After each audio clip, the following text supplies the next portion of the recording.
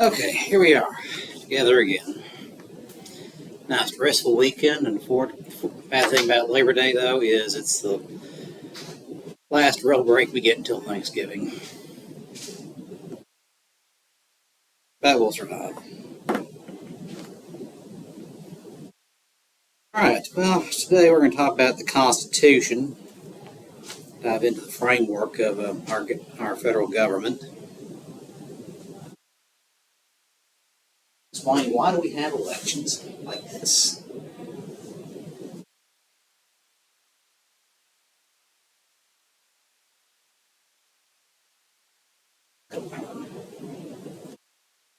There we go.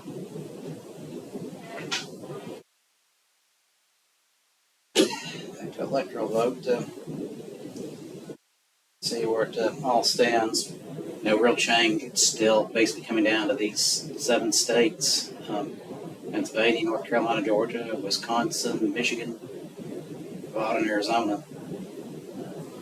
Real linchpin is going to be Pennsylvania.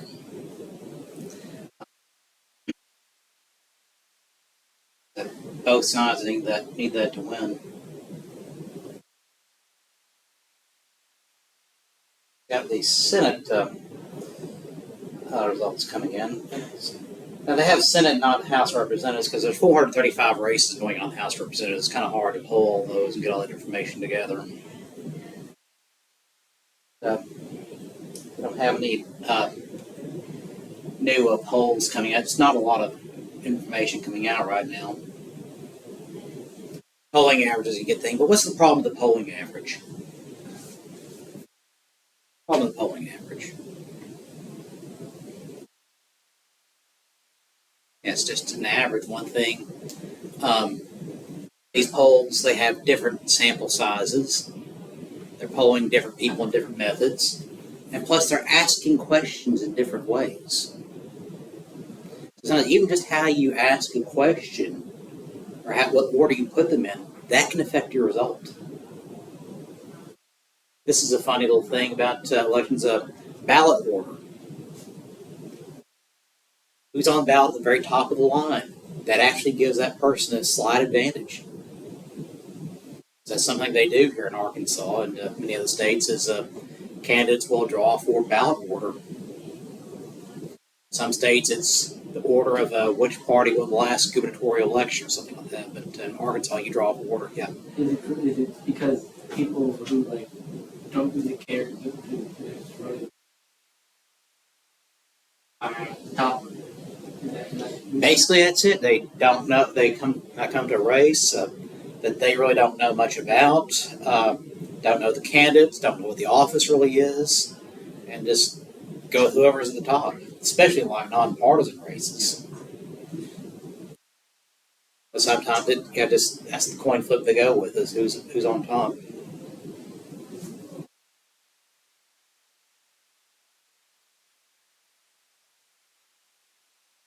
Uh, race. What kind of polls they got out? They got that.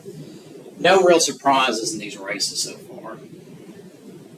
Active vote. It's kind of a squirrely poll, but that's what they got out right now.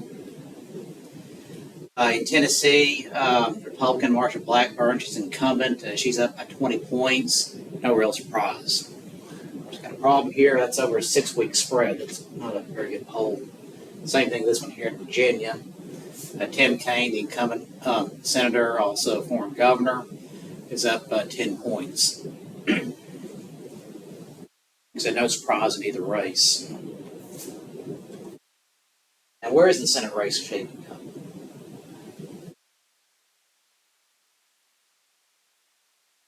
Very, very close.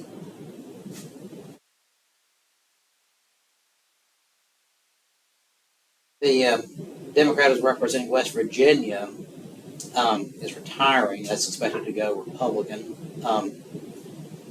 You've got a Democratic incumbent in Montana, Jon Tester. He's up for re-election. But very, very close race in the margin of error. Republican Tim Sheehy so far up 2 points. That's the last poll, Emerson College. That one can determine who controls the Senate. A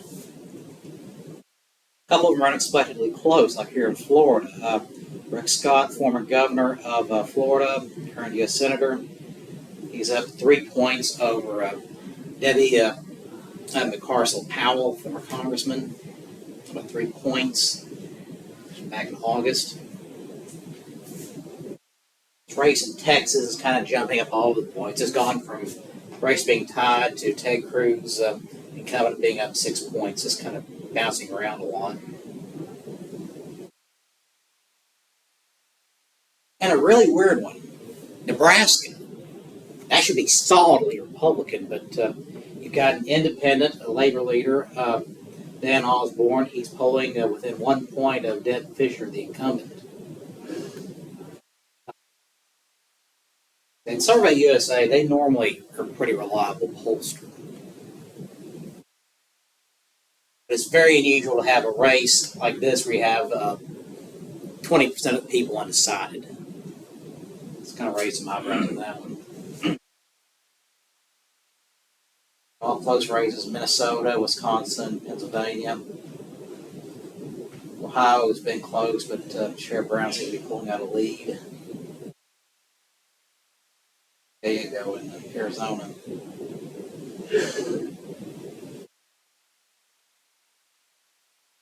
That's where all that's standing up. So far, it's really, in terms of state by state, a lot of ways kind of a rerun of 2020. Just not a lot of states expected to change hands.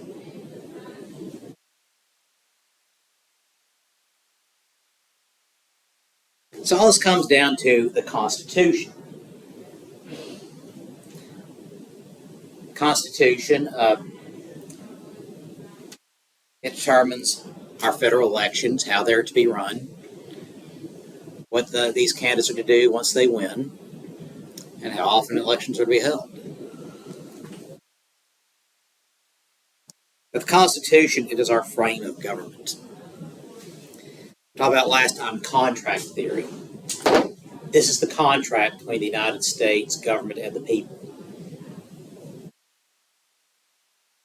This is government says what it will do, what certain functions will be, and this is how the rights of the people shall be defined and defended.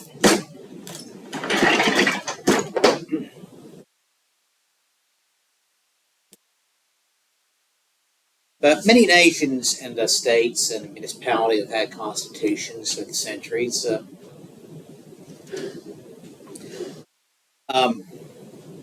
But basically, Constitution. Why do you have a Constitution? What's its purpose? Broadly. So everyone can know.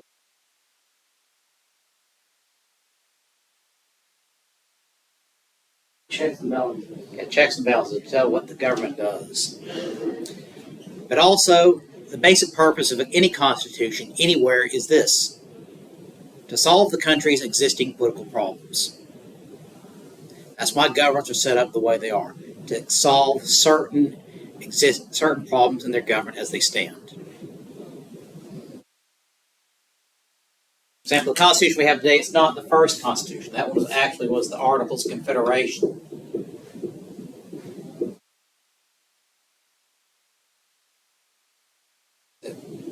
Written in 1777, ratified in 1781. But it's only in effect for just a few years. And the way it was designed was, it's a reaction to an overbearing parliament and an overbearing king who seem to have no check on their power. But the people had no voice. So, Continental Congress decides, instead of the strong, overbearing government that could crush us anytime they feel like, they're going to go the exact opposite route. You're going to have a very weak national government. One where you don't have kings or prime ministers. where you don't have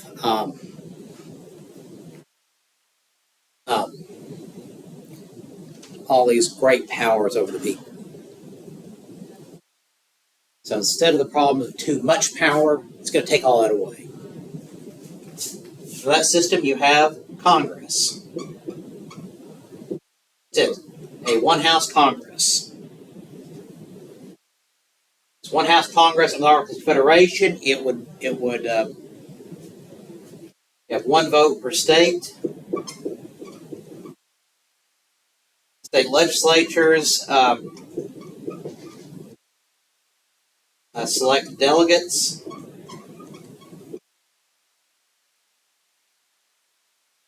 Out of 13 of the states would have to vote to approve budgets and various laws. And essentially, any dispute between the states will be settled by Congress. So all 13 would have to agree.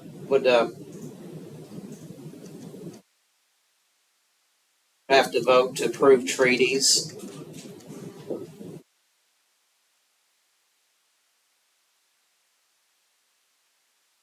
Or amend the Articles of Confederation. Basically, it takes a whole lot of people to get a lot done. But here's the thing about the Articles of Confederation government. It's just one branch of government. It's just Congress. Not the two-house Congress, just Congress, the Continental Congress. You don't have a president. You don't have a federal court system. You don't have a prime minister. You have the Speaker of the House. Basically, his job is just to sit there and preside over debates, make sure no one starts throwing chairs at each other. That's it. No real power. There's no one really in charge of it. And that's what the Continental Congress thought would work best, because you don't have that problem of a prime minister deciding to declare war on the colonies. You don't have that king deciding he can appoint whoever he wants as governor and ignore the people. You don't have that. But what's the problem? It's so weak that it cannot respond to a crisis. And sometimes in a crisis, you need someone to step up and make decisions. Say, this is what's going to be done. This is how we're going to do it. Let's get to work. You don't need people wringing their hands saying, oh, what about this? What about that? There comes a time that you have your job and you have to do it. Federation Congress didn't have that. Basically, the idea was leave everything up to the 13 states. Let them take care of themselves. And they'll lend little support if they need it. They have very little way of a standing army. They don't have any means of collecting tax dollars or even of imposing taxes.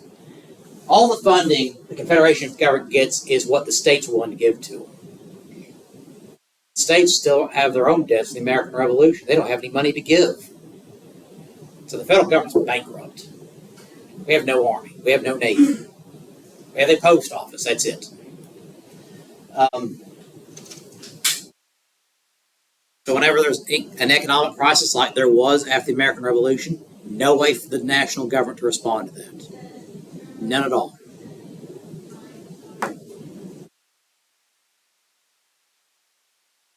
Say how we generate trade with people overseas, because that was America's biggest business, was take all these crops we're growing and sell them in Europe. And then we buy their products from abroad. But that's another problem. Who decides the rules on exportation and importation? States. So it's almost impossible for Europe to do business with the United States because they're not dealing with one set of laws by Congress. They're dealing with 13 different sets of laws. So trade is slowed to a trickle. Economic problems, inflation, everything is falling apart. So they have to solve that problem. So they have the Constitutional Convention. So how do we the question was, how do we solve this problem of tweak of the government? But we got that other problem of the government that's too strong. How do we find that right balance? Right balance. And again, this goes back to the general idea of constitutions, how they solve their basic political problems in a community.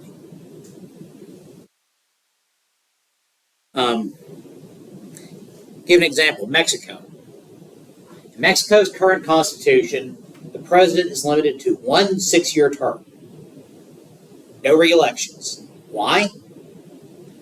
Because in the past, before the Mexican Revolution in 1910, they had people in office who would not leave.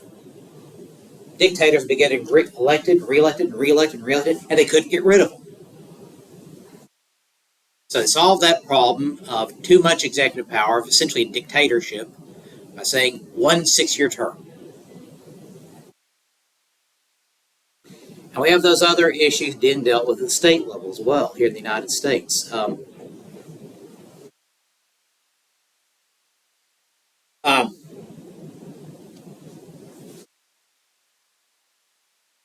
Example, Reconstruction. It's a time of a lot of corruption in the American South. That's really the most corrupt political period in American history, the period after the Civil War. So, southern states try to deal with the issues of corruption in a number of ways. In Texas, for example, the governor has comparatively little power. Most of the power in the Texas state government under the 1877 Constitution is the lieutenant governor.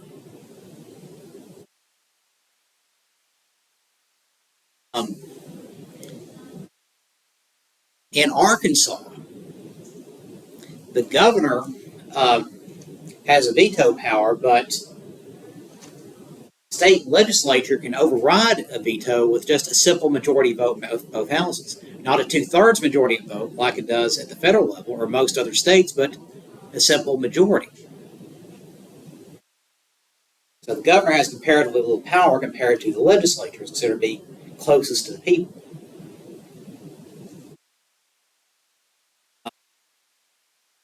You have all these different offices that are elected. Secretary of State, that's elected in Arkansas. In Texas, it isn't. Texas, they had two levels of, in Arkansas, they have two levels of people executives who deal with the money. The state auditor and the state treasurer. Texas got rid of this version of the auditor, the state comptroller, but also problem dealing with certain problems of corruption. Certain commissions are built into the state constitution. For example, Oklahoma, they have the Corporation Commission, designed to rein in the powers of railroads and corporations. In Louisiana, they have the Insurance Commissioner, dealing with problems of trying to rein in the insurance industry. Talk about Kentucky. The 1898 Constitution says that the governor being sworn into the state of Kentucky has to swear that he never fought in a duel, because that was a big problem in Kentucky. Again, the Constitution trying to solve these basic little problems. Always successful? No. That's why you amend the Constitution or to start over and have something completely different. It's what they did here at the Articles of Confederation. National Constitution, Federal Constitution. In 1787, ratified in 1788. So they decided to bring in, they had basically two questions facing them when they came into Constitutional Convention in 1787 in Philadelphia. Two questions. One, modify the Articles of Confederation or start over.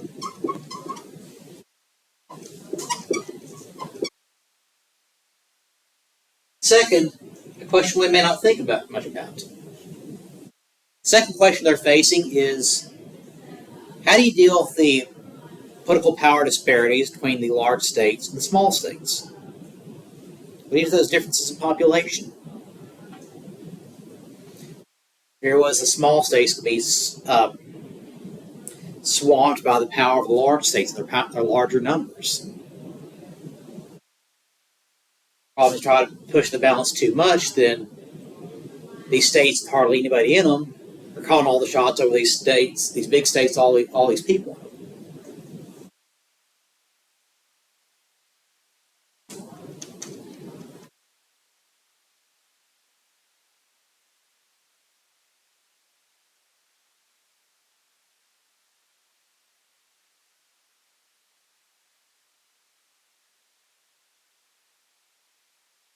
They come in, they're basically two big questions. First question, should they modify the Articles of Federation?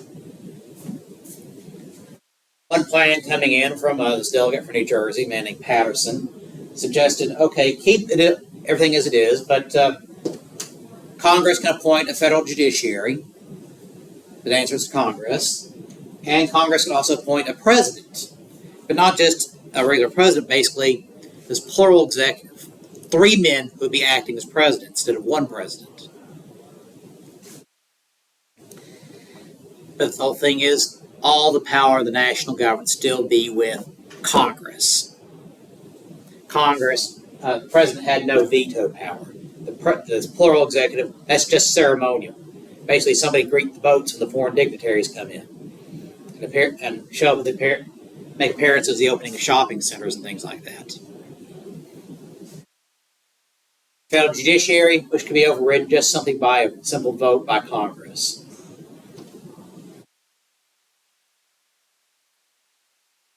So, they decided that's still basically got the same problem. So they go with the starting over option. That's where this guy comes in, James Madison.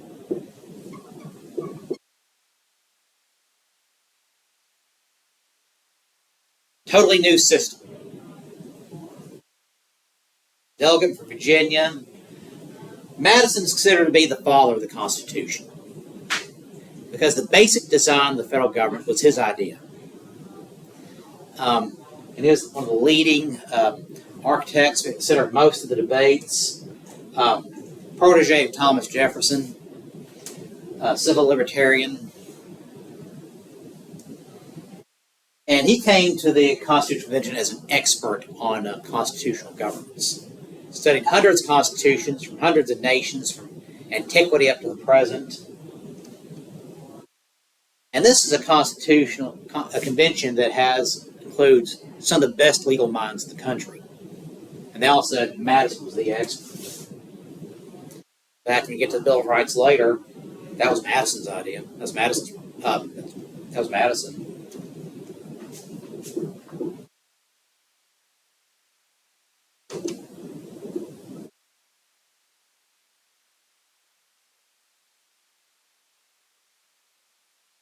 Now, here's what he proposes.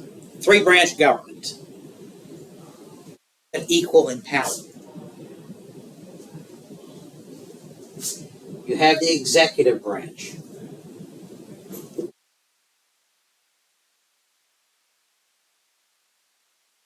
President. Their job is to enforce the law.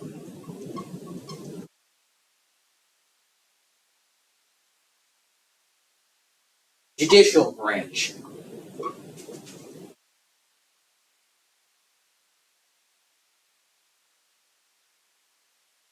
Federal court systems. Job is to interpret the law.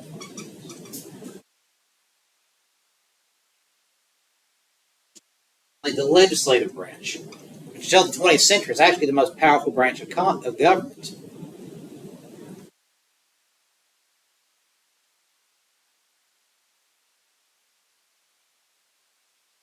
Congress. Their job is to make the laws.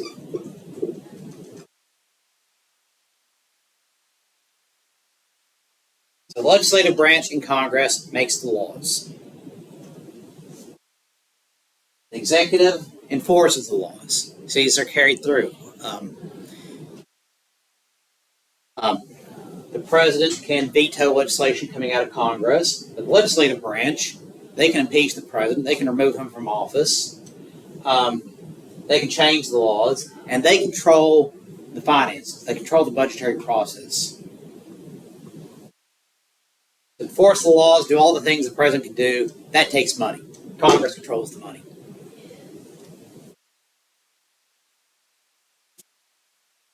They got the judicial branch, which interprets the laws. What I mean by interpreting the law is they make sure that the president of the executive branch has carried out these laws fairly, and also make sure that the laws are basically legal, that the laws are constitutional, fair, respect the rights of the people. Our system, the executive, the president nominates members of the federal judiciary, U.S. attorneys, judges, Supreme Court justices, all nominated by the president. But the Senate approves presidential nominations. That's one reason why these Senate races are so important. Not only who's going to be naming the judges, but who's going to be approving them. That's one of the two branches of the two houses of Congress. Yes. So all three have checks on them. This is a system we call checks and balances.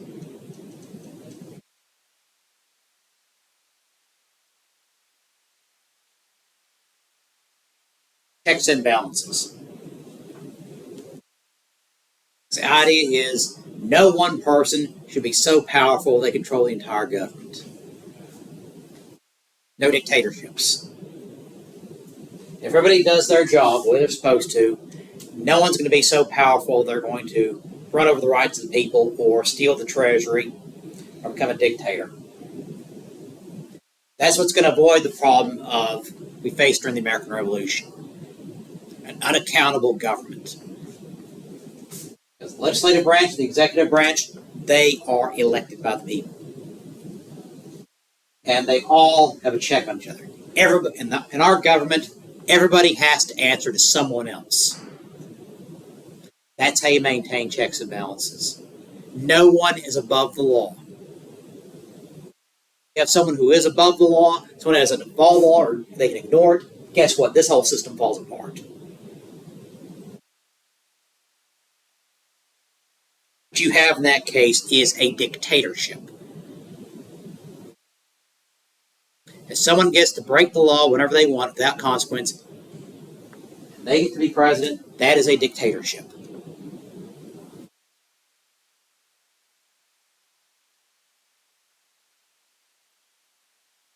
That's what the Founding Fathers were trying to avoid.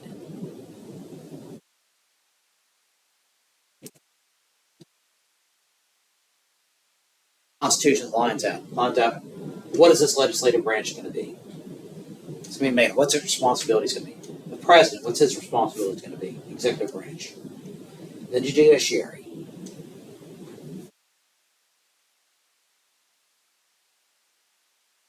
And all this is based on the idea of national supremacy.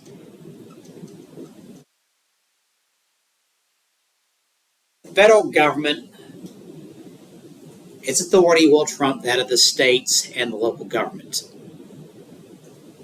There's a contradiction between state and federal law. Federal law always takes precedent.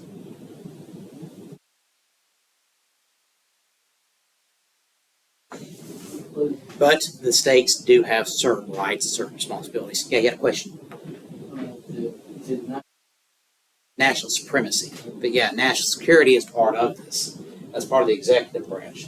The president is commander-in-chief of the armed forces. Basically, the president, everybody from the lowest private up to the highest general and admiral, they have to answer to the president of the United States. So what's the check on that? Legislative branch. They decide how much money the military gets, or how big it's going to be. And throughout most of American history, the military has actually been very small. We built very small in peacetime. We built up rapidly during wartime, then go back to small army in peacetime. Because before World War II, that's all we needed. World War II, the oceans are a barrier. And so it would take weeks for a sizable army to cross the ocean. We would have advance warning. We'd have time to build up our forces. But that was for the age of the intercontinental ballistic missile. That kind of changed the equation a little bit. But the United States was able to do a lot because we didn't have to pour all of our money into a large military. Does that mean we could take all that money and go do something else with it? Build the country.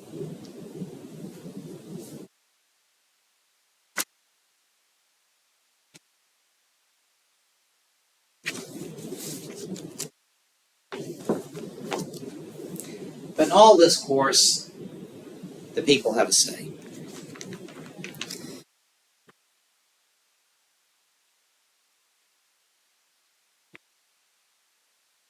Now, the Constitution, as it's written, it's only like 3,000 or 4,000 words. It's not very long, especially as a constitutions go. You have some constitutions in some countries that are 30 or 40,000 words. You have some constitutions that are very complex. Ours is fairly simple and straightforward. Basically, the idea, because they had to pass this on the idea of consensus. They had to get enough people to agree to get it passed. It wasn't something imposed on people, something that people decided this is what, the state decided this is what we want. So yes, there was some ambiguity in some areas. But that's where the power of the people came in.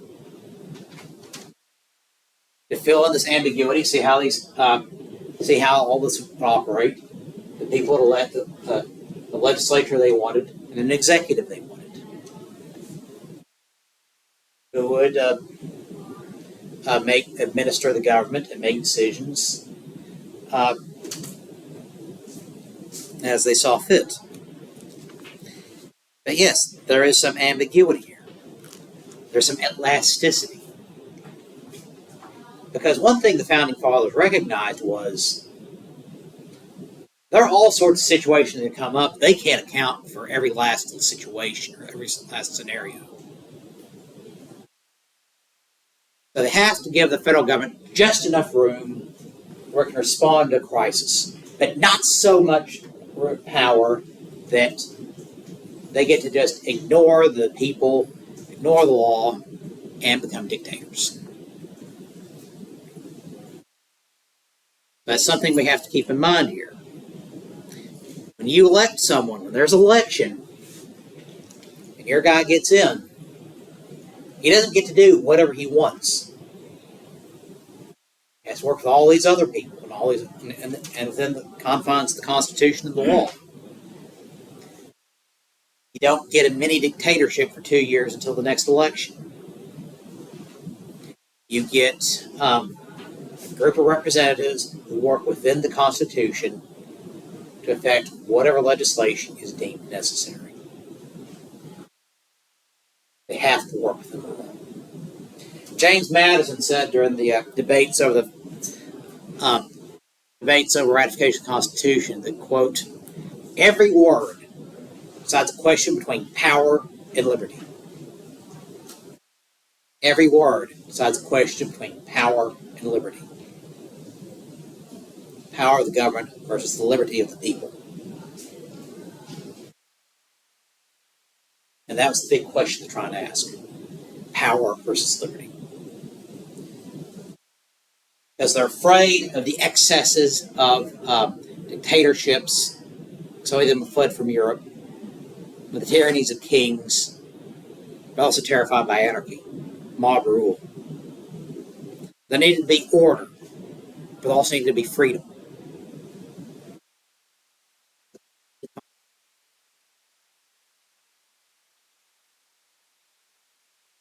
the Constitution, as it provides, as it said, one of the shorter ones in the world today. And today, it's actually the oldest surviving Constitution still in use.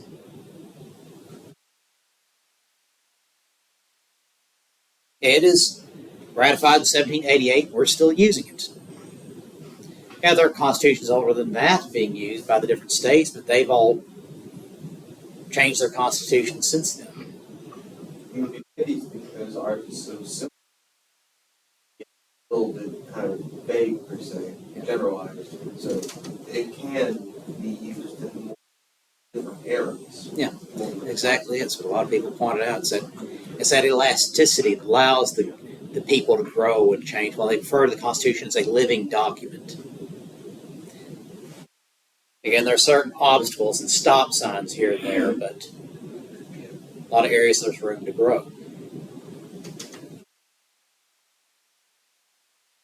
Because we can't make decisions for every possible scenario. We have to be able to have flexibility in a crisis. Yeah, Arkansas, there have been 5 different constitutions in our state history. Last one in 1876, or excuse me, 1874. First in our state constitution, then 4 others in the Civil War and Reconstruction era.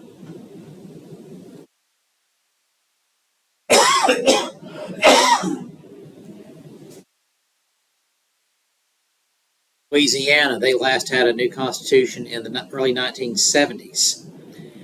And their governor's talking about, let's have a new one. It's just 50 years old. A lot of people kind of hesitant about that.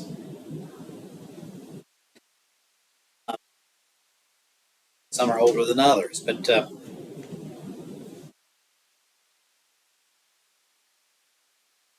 different states have devised different constitutions different times, again, to solve those basic political problems that state was facing. Try to make something new and modern. The thing about the federal constitution here is it's based on such a delicate balance between interests, between large states and small states, between competing factions, between the need for order and the need for liberty, that we had to find a way that met as many needs as possible, that gave the government the power it needed to carry out its functions, allow the nation to survive, but also protected the freedom of the people and acknowledged the freedom of the people. System of majority rule, but one that respected the rights of the minority. That was hard to do.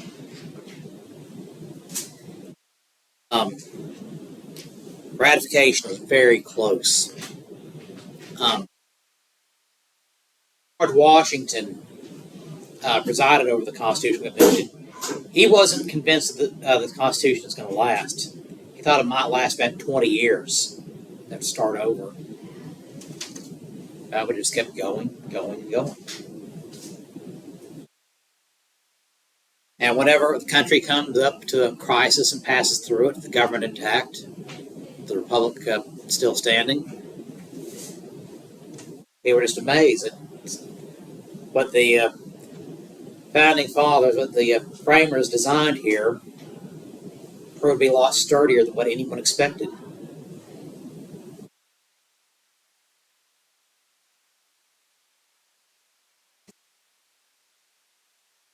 Yeah, the Constitution, it is on display in Washington, D.C. at the Capitol. It's under glass. It's under this glass case. It's temperature and humidity controlled to make sure it doesn't start crumbling and falling apart.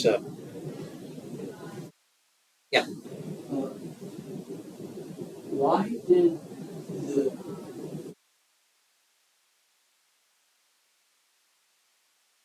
the people in the Civil War choose a when? Oh, this is a different one.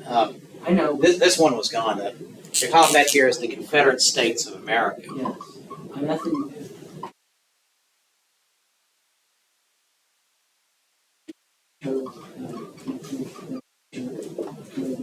Yeah, I see what you're asking here.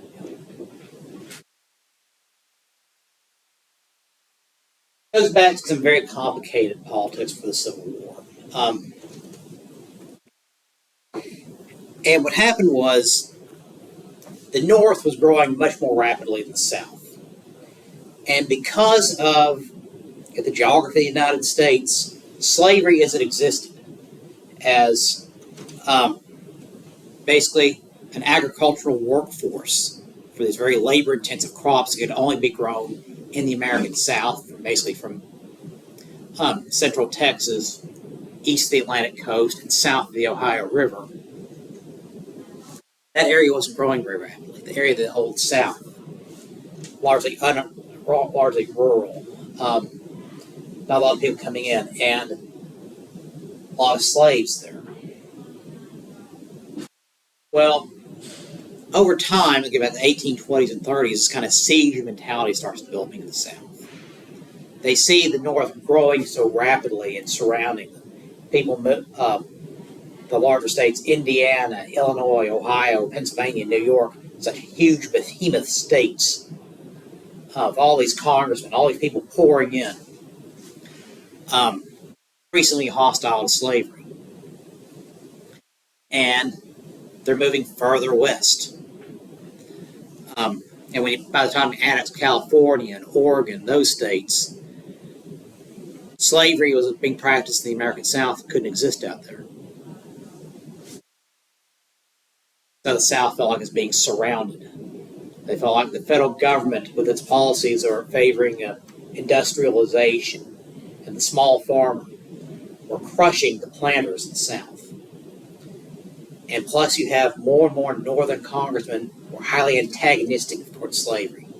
So how can we be a free nation where we allow slavery to exist? And a lot of these congressmen are trying to use the power of the federal government to try to limit slavery or roll it back entirely. And so the South was, many Southerners were horrified by the idea that one day there might be enough northern states, enough northern senators, northern congressmen, that they could outlaw slavery entirely. So in 1861 they seceded. They said repeatedly to preserve slavery. But in order to preserve slavery, their Constitution was designed to solve the problems they saw exist in the federal government. Among other things, the federal government was too powerful. Now, the Confederate Constitution of 1861 is about 95% of what the Constitution of 1787 was, but some important exceptions. They saw the federal government with too much power, particularly over tariffs that we believe were crushing the South.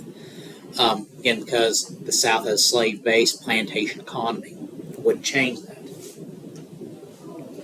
The presidency, they believed, was too powerful because they had repeatedly have presidents from one state serving 2 terms at a time. The old Virginia dynasty, they called it. 4 out of the first 5 presidents were 2-term presidents from Virginia. So they tried to limit the presidency by limiting the president to 1 6-year term. Said the next election, if the Confederacy survived, would have been 1867. Jefferson Davis would not have been able to run for re-election. But in 1865, the Confederacy was gone. Good point. But basically, they found this idea of a weaker federal government to give the states more powerful, make the states more powerful, so the states could continue to nurture slavery and allow it to survive. There would be some faction across the Confederacy that would be so powerful it could outlaw slavery on its own, because there are a lot of areas of the South where there wasn't a lot of slavery being practiced. There were still a lot of abolitionists in the South. Especially go up in areas like the Appalachians, western Virginia, and western North Carolina, eastern Tennessee, northern Arkansas. A lot of people were against slavery. Okay, cool, thank you. Yeah. I guess hindsight is 2020. Like, if they didn't, why didn't you choose that? But like, I can see how it's like, you're not really thinking about that, thinking about what's happening with the world. Becomes a problem when people basically get this tunnel vision. They can't think besides their existing problem. They can't see what are the options I have. The Southern planters couldn't think of the problem. Well, what happens if we do get rid of slavery? Was it going to be the end of the world? No, actually it wasn't. The South became more productive because you got rid of slavery. The South became richer because you got rid of slavery. Slavery was holding the South back, but they couldn't see that.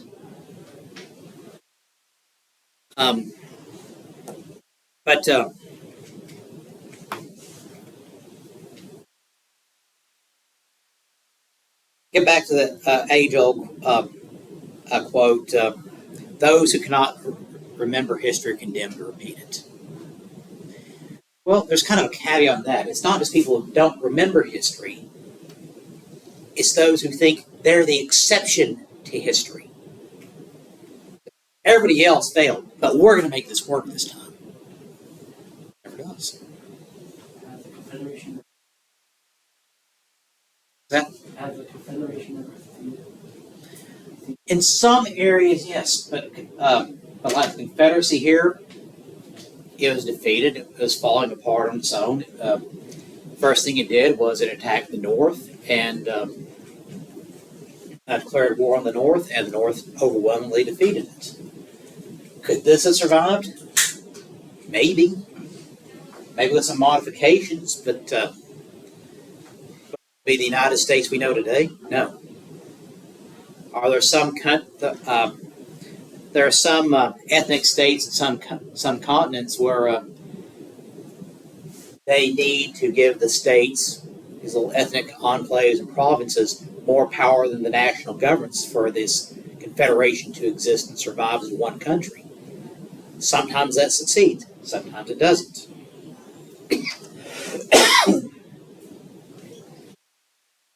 Yeah. But again, it comes down to how are they going to solve their existing political problems. For example, the second question here, the balance between the large states and the small states. They solved that. Two-house Congress. House of Representatives. Decided by population. The number of representatives a state has is decided by its population. That could be any not small, few as 1, or as many as 53. California has 53 representatives. Arkansas has 4. Let's get average that to about 1 for every 700,000 people. So the population just about 3 million, so we got 4 congressmen. California has a population about 40 million, so they got 53. Texas has 30 million, so they got 38. But you also have these very small states where they don't have very many people at all, so they only have 1. North Dakota has 1. Vermont, population about 600,000, they have 1. Wyoming, that's 500, 600,000, they have 1. Which is another reason why Washington, D.C. has been pushing for statehood. Because they have a urban population of about 800,000. How many representatives do they have in Congress? 0.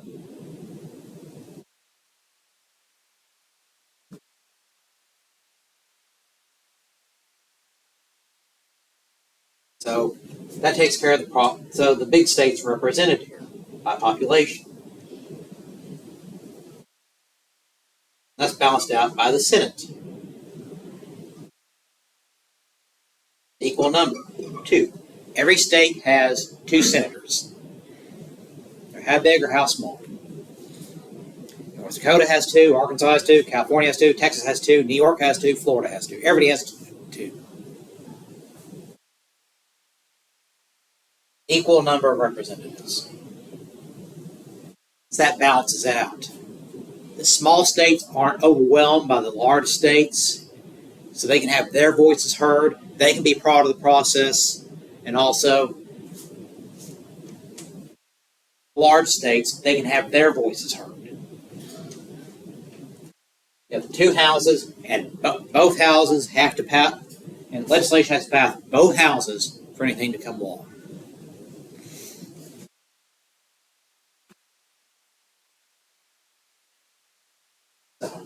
That solves that question. But then you got to figure out how to put it all together. All the things you got to do. The United States Constitution is the only handwritten constitution in use anywhere in the world. Could they have had somebody typeset and print it? Yeah, but they decided before we vote on everything, we want somebody to write it down because they didn't want anything getting out before we had a chance to present it to the people. Let someone write it down.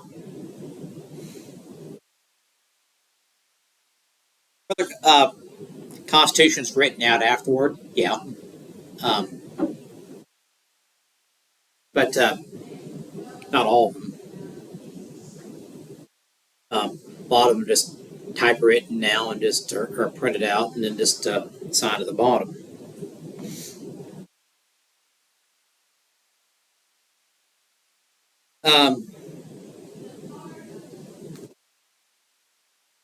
They decided before they wrote the Constitution, before they put everything in place, they needed a preamble, statement of intentions and goals. Basically, what is the purpose of our Constitution? What are we trying to accomplish here? That was the purpose of the preamble.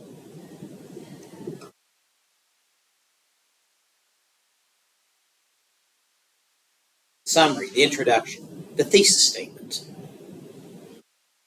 for all writing students. One long sentence. What is the purpose of the Constitution? Who is it for? Who is it for? They write in 3 large words, larger than all the rest of the document. Clear as day for all the world to see. We the people. It's for us. You see here from your Constitution. We the people of the United States, in order to form a more perfect union, establish justice, ensure domestic tranquility, provide for the common defense, promote the general welfare, and secure the blessings of liberty to ourselves and our posterity, do ordain and establish this Constitution for the United States of America. We the people, we are creating this, but it is also for us, we the people. Government of the people, by the people, and for the people.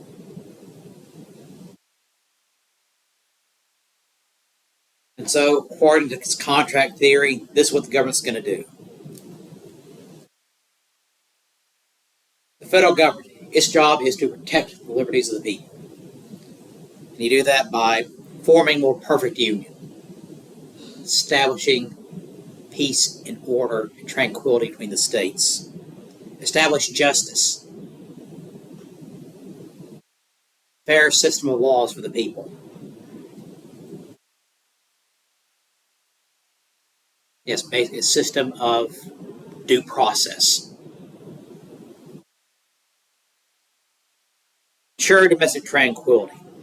This protect the people from uprisings from within.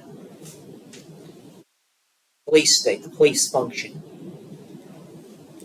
Make sure that good, decent people aren't overrun by hordes of axe murderers. That you're not have your house and your farm burned to the ground.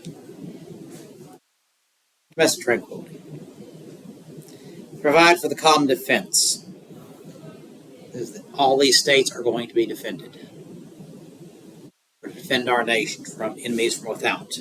Promote the general welfare, that is, the general well-being of the people.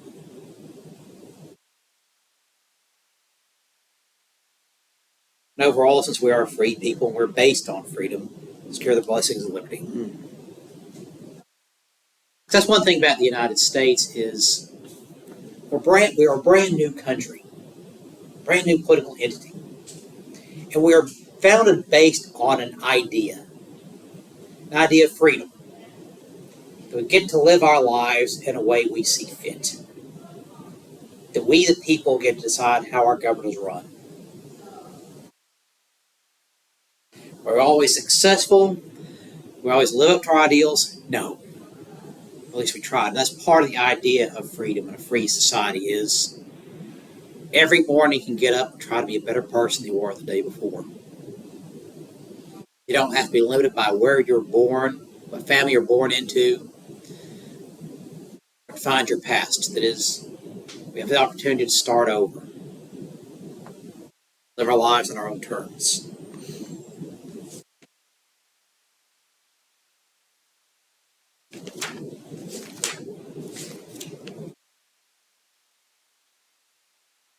Start with the preamble. They have the different articles. Article 1. Go into more detail and go on. The legislative branch. That's going to be comprised. 2. The executive branch.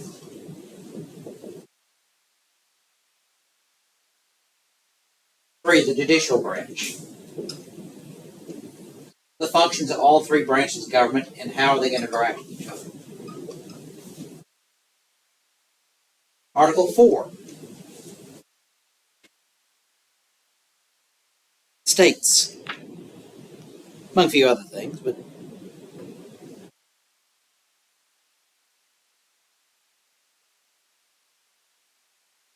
now states are to be admitted. The United States shall guarantee to every state in this union a republican form of government. It is just simply a republic. Article 5, the amendment process.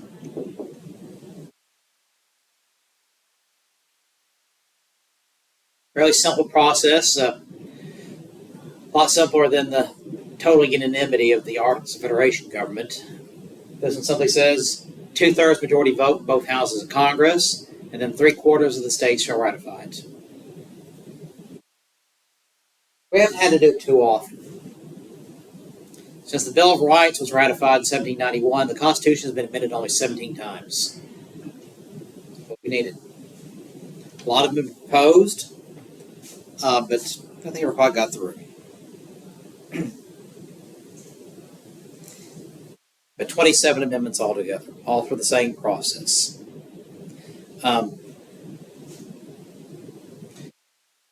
2/3 majority vote, both houses of Congress, and 3/4 of the states. Article 6.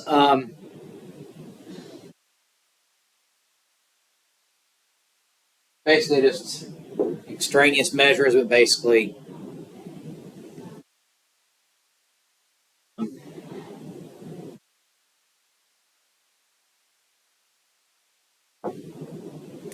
all debts contracted, engaged, and entered into for the adoption of the Constitution will be valid. Basically, promise to the world that they're going to pay, this new government's going to pay its bills.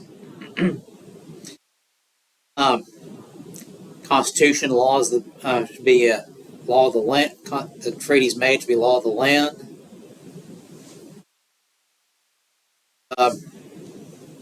No religious tests, qualifications. Basically,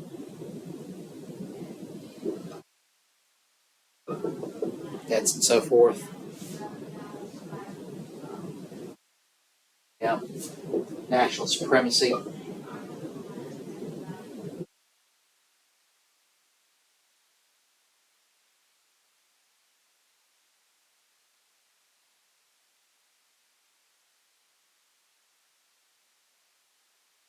National government should be supreme law of the land. And then 7, ratification. Because 9 of the 13 states at that time would have to vote to approve it.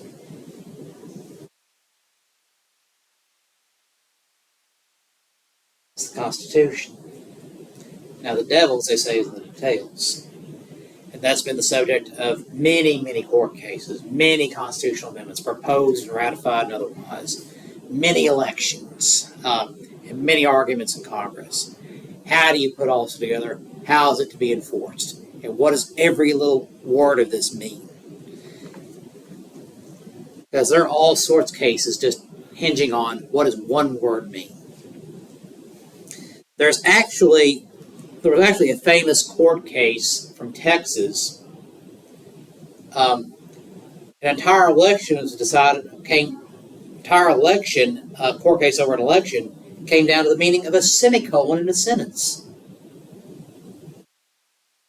It's a very famous case called the semicolon case.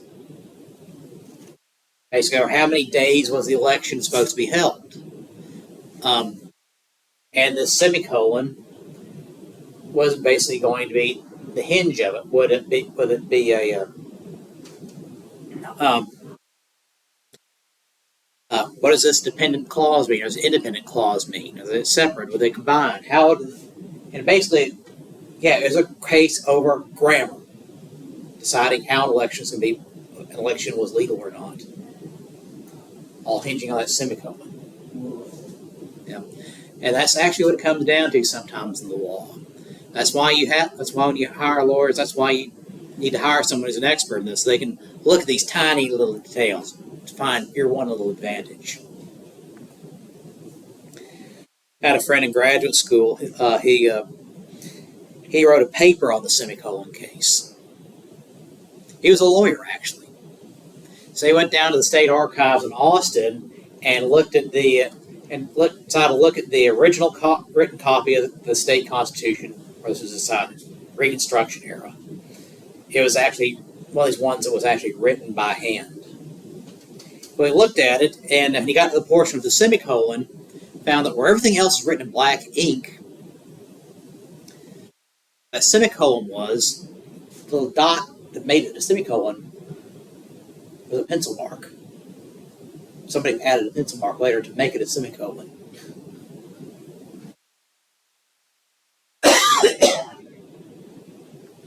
So the Constitution says in any contract, ladies and gentlemen, remember, always read the fine print. Always. Know your rights. Know how your system works. All right. Now, on that note, we'll go ahead and call it a day. We're going early because so much to go into with Article 1. We're going article by article. We can't do that in 5 minutes, so call it a day here. So any questions or comments on anything?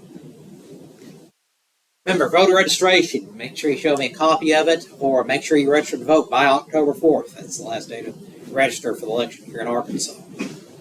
All right. Required for the